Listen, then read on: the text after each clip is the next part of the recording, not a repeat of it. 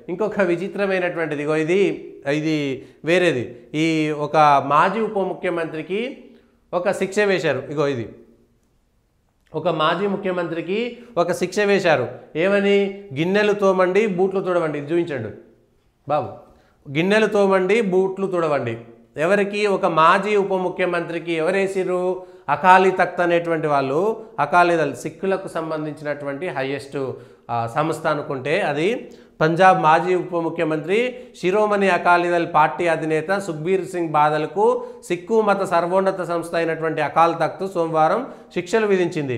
2007-17 మధ్యకాలంలో అకాలీదళ్ పార్టీ ఆ పార్టీ ఆధ్వర్యంలో ప్రభుత్వం చేసినటువంటి తప్పులకు శిక్ష వేసింది. సేవాదార్ సేవకుడు వేషం వేసి అమృత్సర్ స్వర్ణ దేవాలయం వద్ద గిన్నెలు తోమాలని బూట్లు తుడవాలని ఆదేశించింది. ఆయన తండ్రి మాజీ ముఖ్యమంత్రి ప్రకాష్ సింగ్ బాదల్కు జాతికి గర్వకారణం అనేటువంటి బిరుదును ఉపసంహరించుకుంది. అకాలీదళ్ అధ్యక్షునికి సుఖ్బీర్ రాజీనామా ఆమోదించాలని 6 నెలల్లోగా ఎన్నికలు నిర్వహించి కొత్త కార్యవర్గాన్ని ఎన్నుకోవాలని ఆ పార్టీ వర్కింగ్ కమిటీని ఆదేశించింది. అకాలీ తఖ్త్కు సంబంధించింది అకాలీదళ్ పార్టీ. అకాలీదళ్ అనేటువంటిది భారతీయ జనతా పార్టీ, అకాలీదళ్ అనేక సంవత్సరాలుగా కలిసి పనిచేస్తున్నటువంటి పార్టీ.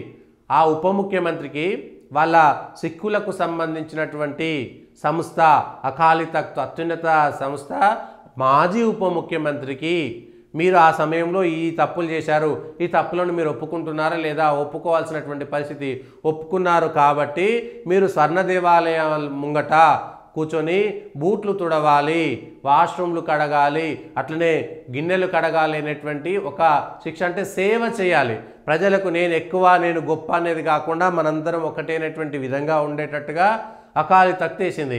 అయితే ఇది వాళ్ళ మతానికి సంబంధించినటువంటి ఆచారానికి సంబంధించినటువంటి అంతర్గతమైనటువంటి వ్యవహారం. దాన్ని వాళ్ళు ఒప్పుకున్నారు.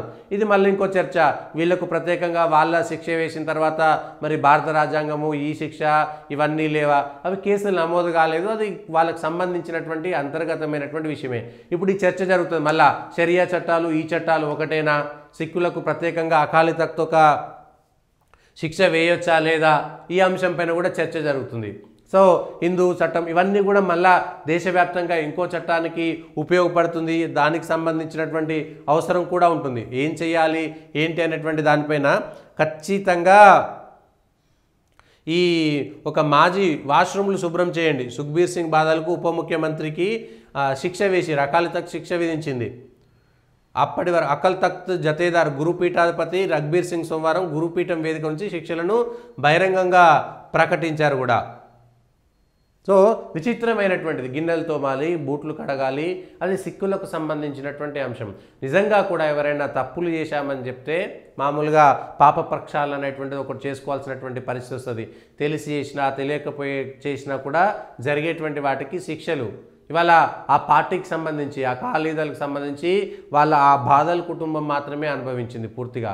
ఆ బాదల్ కుటుంబం నుంచి ఇప్పుడు అకాలీదళ్ పక్కకు పోయి కొత్త అధ్యక్షుడు ఎవరైతారు సుఖ్బీర్ సింగ్ బాదల్ వాళ్ళ నాయనకు సంబంధించినటువంటి బిరుదు కూడా ప్రకాష్ సింగ్ బాదల్కు ఫక్రీ కావం అనేటువంటి ఒక బిరుదు కూడా ఇచ్చింది. దాన్ని కూడా ఉపసంహరించుకుంటుంది. సుఖ్బీర్ సింగ్ బాదల్ అంటే ప్రకాష్ సింగ్ బాదల్ ముఖ్యమంత్రిగా ఆయన ఉప ముఖ్యమంత్రిగా ఉండి వాళ్ళ కుటుంబానికి సంబంధించినటువంటి అంశం పైన ఇప్పుడు వాళ్ళ కుటుంబం నుంచి అకాలీదళ్ పక్కకు పోతే కొత్త అకాలీదళ్ వచ్చేటువంటిది ఏ నిర్ణయాలు తీసుకుంటుంది అనేటువంటిది ఇంకో ఇంపార్టెంట్. వాళ్ళు మళ్ళీ బీజేపీతో పొత్తుకెళ్తారా లేదా? సుఖ్బీర్ సింగ్ బాదల్ భార్య కేంద్ర మంత్రిగా కూడా ఉండే. కేంద్ర మంత్రిగా రైతు చట్టాలకు వ్యతిరేకంగా మేము వెళ్ళిపోతున్నామని ఎన్డీఏ నుంచి పక్కకు వెళ్ళిపోయి ఇవాళ అకాలీదళ్ అనేటువంటి తుడిచిపెట్టుకుపోయినటువంటి పరిస్థితి ఉంది. ఇది పంజాబ్లో ఆమ్ ఆద్మీ పార్టీ ఆ స్థానాన్ని తీసుకున్నది. కాంగ్రెస్ పార్టీకి వ్యతిరేకంగా ఆమ్ ఆద్మీ పార్టీ గెలిచింది. నిజానికి అకాలీదళ్ రావాల్సింది. ఇవన్నీ కూడా రాజకీయంగా చాలా ప్రభావం చూపుతాయి ఈ చిన్న చిన్న అంశాలు. ఎందుకంటే ఈ దేశంలో మతానికి సంబంధించి ఆచారాలకు సంబంధించినటువంటి అంశాలు పక్కన పెట్టి ఉండలేము. కాబట్టి పంజాబ్కు సంబంధించినటువంటి అంశంలో అకాల్ తఖ్త్ తీసుకున్నటువంటి నిర్ణయము రాజకీయంగా భవిష్యత్తులో ఏ ప్రభావం చూపుతుందనేటువంటిది కూడా చూడాలి. మరి అది ఈ అంశాలను కూడా బెయిల్ ఇవ్వగానే మంత్రిగా ప్రమాణమా?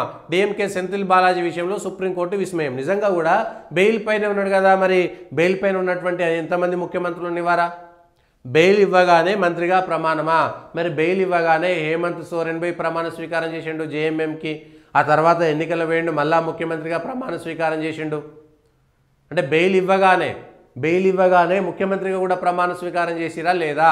ఇట్లా ఎంతమంది ప్రమాణ స్వీకారం చేసిరు?